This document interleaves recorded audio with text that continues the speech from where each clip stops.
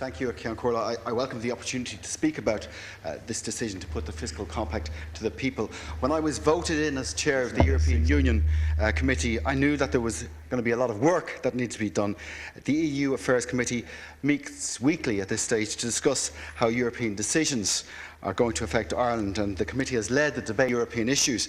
We've been debating the fiscal compact now since it was agreed upon in January. So far we've had a number of meetings with different economists discussing the impact of the compact on our economy. We've had economists such as Alan Nahairn from NUIG, Carl Whelan from UCD, Paul Sweeney from ICTU and others in to discuss their thoughts on the treaty. We've also had a meeting with the German Minister for European Affairs, and he spoke to the committee about Ireland's recovery and the impact that the fiscal compact will have on the Eurozone. And this week, tomorrow, we've got the ambassadors from Germany, from France and also from Spain in to talk to the committee about the fiscal compact and the European economic situation. And I have no doubt that it will be a very frank and robust debate.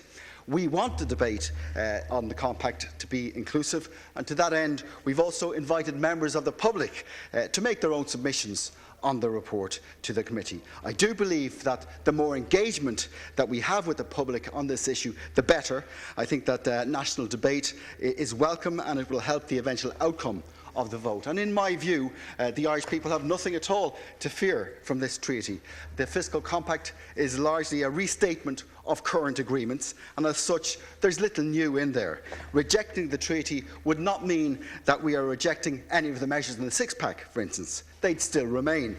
What the treaty does is it restates our commitment to ensuring that our currency, the euro, is underpinned with a stable and secure governance mechanism. And this stability will lead to greater investment, to greater consumer confidence, to higher levels of funding going into our businesses, to more growth and to more jobs for our people. Now, opponents, and I listened to some of the other deputies talk about how small countries would suffer, that if we broke the rules that we would have to pay the fines, but that larger companies such as France or Germany wouldn't have to under reverse qualified majority voting. Well, that's not true, and I would encourage all deputies to look into the situation in relation to reverse qualified majority voting. It will be very, very difficult for any country, France, Germany, regardless of the size, to overturn a decision. The purpose of this is to ensure that we all play by the rules and that in the process we have a stable and secure currency.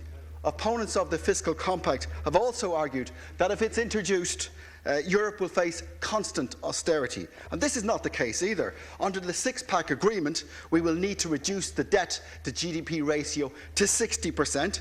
We will have to do this regardless of whether the treaty is voted through or not. But this ratio can be reduced in a number of ways. Austerity is not a foregone conclusion in this respect. The debt to GDP ratio can be reduced by growth, by making the pie larger. Remember in 1991, for instance, our debt to GDP ratio then was 95%, but by 1999 that had reduced to 35%. And that wasn't achieved by cutting Ceann Comhairle. That was achieved by making sure that we grew the Irish economy. And that's what we need to do again. We need to see growth in the Irish economy. Last year we saw growth of almost 1%. That needs to continue. Just last week we launched the Action Plan for Jobs, and we hope that this will lead to a structural change in how we do business, making it easier to start a new business, easier to build businesses, easier to run businesses. And as a result, our economy should grow further still. I spent the last 2 days in Brussels at Ceann Comhairle at a meeting with other parliamentarians from across Europe and with various EU commissioners. And the mood across Europe today is for greater efforts to be made to generate growth, for more work to be done on economic drivers, for more focus to be given to youth unemployment, for more support to be given to new businesses. And we need to push this agenda. We need fiscal responsibility. We need to take actions to stabilise our currency. And measures such as the fiscal compact will make it easier to get growth. I look forward to the debate over the coming months in Ireland, and I look forward to engaging with the public on this crucial issue. Gurmagat.